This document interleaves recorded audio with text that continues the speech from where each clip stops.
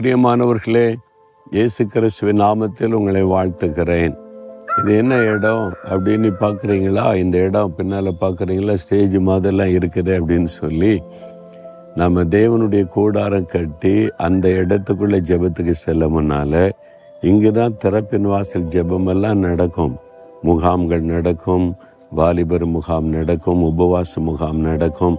இங்கே தான் ஆயிரக்கணக்கான மக்கள் கூடி வந்து ஜெபித்த ஒரு இடம். இந்த இடத்துல சுமார் 30,000க்கு அதிகமான மக்கள் கூடி வந்து தேசத்துக்காக ஜெபித்த இடம். இதுதான் அதனுடைய ஸ்டேஜ். அதை ஞாபகார்த்தமாக அப்படியே நாங்கள் வைத்திருக்கிறோம். இந்த இடம் அதை நினைக்கும் போதெல்லாம் நான் ஆண்டவரை ஸ்தோத்திரம் பண்ணுவேன். ஏன் தெரியுமா? இந்த இடத்துல ஜெபம் பண்ணி தேசத்தில் நிறைய மக்களுடைய வாழ்க்கை மாற்றம். இந்த இடத்துல நிறைய பேர் வந்து ரட்சிக்கப்பட்டிருக்கிறாங்க. இந்த இடத்துல வந்து வசனத்தை கேட்டு நிறைய பேர் சுகமாக்கப்பட்டாங்க. நிறைய அற்புத அடையாளங்கள் நடந்த ஒரு இடம் இது. அப்படி ஆண்டவர் அற்புதம் செய்த இடத்துல நின்று உங்களோடு பேசுவது எனக்கு அதிக சந்தோஷம். இன்றைக்கு ஆண்டவர் என்ன சொல்லுகிறார்? 2 கொரிந்தியர் 5:17 ஒருவன் கிறிஸ்துவுக்குள் இருந்தால் புது சிருஷ்டியாயிருக்கிறான், பழையவைகள் ஒழிந்து போயின, எல்லாம் புதிதாயின. கிறிஸ்துவுக்குள் இருந்தால் பழையவைகள் ஒழிந்தது, எல்லாம் புதிதாயின.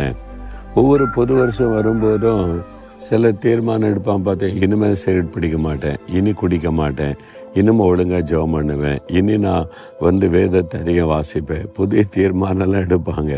4 நாளைக்கு வண்டி ஓடும், அப்புறம் அவ்வளோதான். நம்ம மாம்சீகத்தில் சொந்த முயற்சியில் எடுக்கிற இந்த தீர்மானங்கள் நிலை நிற்காது. ஆனால் நம்ம இயேசுக்குள்ள ஒப்பு கொடுத்து பாவத்தை விட்டு மனம் திரும்பி அவரை நம்முடைய வாழ்க்கையில் ஏற்றுக்கொள்ளும் போது நம்முடைய வாழ்க்கையில் ஆவியானவரால் உண்டாக்கப்படுகிற ஒரு மாற்றம் உண்டாகும். அதுதான் புது சிருஷ்டி என்பது. நம்முடைய வாழ்க்கை புதிதாய் மாறி பழையவைகள் எல்லாம் ஒழிந்து போய்விடும். சிலர் சொல்லுவாங்க, பார்த்தீங்களா, அது பரம்பரை புத்தி, அதான் போக மாட்டேங்குது, அது அப்படியே தான் இருக்கும், அது ஒன்றும் செய்ய முடியாது. சொல்ல கேள்விப்பட்டிருக்கீங்களா? அப்பா மாதிரி தானே இருப்பான் பிள்ளையும், அவங்க அப்பாவுக்கு இதே புத்தி தான், அதுதான் இருக்குது. அவங்க அம்மா மாதிரி தானே இருக்கும் பிள்ளை, அது இதே புத்தி தான், அதுதான் இருக்குது. சில பாவ காரியங்கள், தவறான காரியங்கள், சுபாவங்கள் வெளிப்பட்டால் இது தாய் தகப்பன் பரம்பரை இதெல்லாம் சொல்லுவாங்க தெரியுமா? இது ஜென்ம சுபாவம் என்பது. இது போகவே போகாது அப்படின்லாம் சொல்லுவாங்க, பார்த்தீங்களா? அது போனால் தான் பரலோகத்துக்கு போக முடியும். புரியுறவங்களுக்கு அது போகணும். இந்த ஜென்ம சுபாவம் போகணுன்னு என்ன பண்ணணும்? கிறிஸ்துவுக்குள்ளே நம்ம வரணும். இயேசுவோடு கூட சிலுவையில் அறையப்பட்டேன், ஆயினும் பிழைத்திருக்கிறேன், இனி நான் அல்ல, இயேசுதான் எனக்குள் பிழைத்திருக்கிறார்னு ஒரு அனுபவம் சொல்லப்படுதில்லை? அதே மாதிரி இயேசுக்குள்ள நம்முடைய வாழ்க்கையை ஒப்பு கொடுத்து இந்த ஜென்ம சுபாவம், செய்த பாவம், அந்த பாவங்கள், ஜென்ம பாவங்கள் எல்லாம் இயேசுவின் நாமத்தில் ஒழியணும். உங்கள் ரத்தத்தினால என்னை கழுவணும், ஆண்டவரை விடுதலை வேணும், என்னுடைய ஒரு சரீரத்தை நான் சிலுவையில் அறைய ஒப்பு கொடுக்கிறேன். அப்படி ஒப்பு கொடுத்துட்டா புது சிருஷ்டியாய் ஆண்டவர் மாற்றுகிறார். இதுதான் the greatest miracle of Jesus Christ. இயேசு கிறிஸ்து செய்கிற மிகப்பெரிய அற்புதம் என்பது இதுதான். மனிதனுடைய வாழ்க்கை அப்படியே மாற்றுவது. நான் வந்து சின்ன பையனாக இருக்கும்போது எனக்கு நிறையா சுபாவங்கள், கோபம், எரிச்சல், பழிவாங்கின இந்த மாதிரி சுபாவம்லாம் இருக்கும். ஆனால் இயேசுக்குள்ள என்னை ஒப்பு கொடுத்த பிறகு அந்த குணங்கள் மாறி கிறிஸ்துவின் சுபாவம் உண்டானது. என் குடும்பத்தார் இவன் எப்படி மாறிட்டான் அப்படின்னு சொல்லி என்ன பார்த்தா எனக்கு ஆச்சரியம். நான் எப்படி மாறிட்டேன், என் குணம்லாம் எப்படி மாறிச்சுன்னு என்ன பார்த்தா எனக்கு ஆச்சரியம். நான் மாறலை, கிறிஸ்து என்னை புது சிருஷ்டியாய் மாற்றி விட்டார்.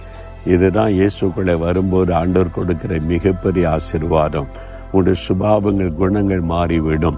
பெருமை, பொறாமை, எரிச்சல், ரகசிய பாவங்கள், கண்களின் நிச்சயங்கள், மாமிசத்தின் நிச்சயங்கள், உங்களை தீட்டுப்படுத்துகிற காரியம், இப்படி சில பாவங்கள் தொடர்ந்து வந்துக்கிட்டே இருக்குதில்ல, அது விடணும்னு நினச்சா விட முடியலல்ல.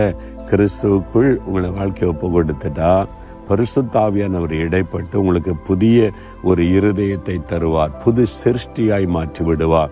அப்போதான் எல்லாரும் ஆச்சரியப்படும், எப்படி மாறிட்டான் இவன், முன்னால் இப்படிலாம் இருந்தால் மாறிட்டானே, என்ன மாற்ற முடியாதுங்க அப்படி சொல்லுவாங்க. நான் 40 வருஷமாக குடிகாரன், இனிமே அவ்வளோதான் சொல்லுவாங்க. அப்படிப்பட்டவர்களையும் ஆண்டவர் மாற்றி இருக்கிறார். எத்தனை வருட அடிமைத்தனமாக இருந்தாலும் இயேசுவால் மாற்ற முடியும்.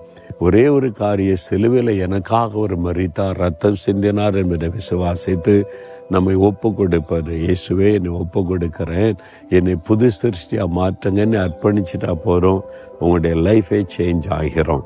இப்போ நீங்கள் இருதயத்தில் கை வைங்க. ஏற்கனவே புது சிருஷ்டியாக மாறினவங்க ஆண்டவரை ஸ்தோத்திரம் பண்ணுங்க. புது சிருஷ்டியாய் மாறாதவங்க என்னை மாற்ற ஆண்டவரை கேளுங்க. தகப்பனே, நீர் அநேகரை புது சிருஷ்டியாய் மாற்றி ரட்சித்து உம்முடைய சாட்சியாய் வைத்திருக்கிறீர். அந்த கிருபைக்காய் ஸ்தோத்திரம். இப்பொழுதும் தகப்பனே, என்னை புது சிருஷ்டியாய் மாற்றும். என்னுடைய ஜென்ம சுபாவங்கள், என்னுடைய பாவ சுபாவங்கள் எல்லாம் நீங்கி கிறிஸ்துவின் சுபாவம் எனக்குள் வர வேண்டும் என்று ஜெபிக்கிற ஒவ்வொரு பிள்ளைகளையும் புது சிருஷ்டியாய் மாற்றி ஆசீர்வதியும். இயேசுவின் நாமத்தில் ஜெபிக்கிறோம். ஆமேன், ஆமேன்.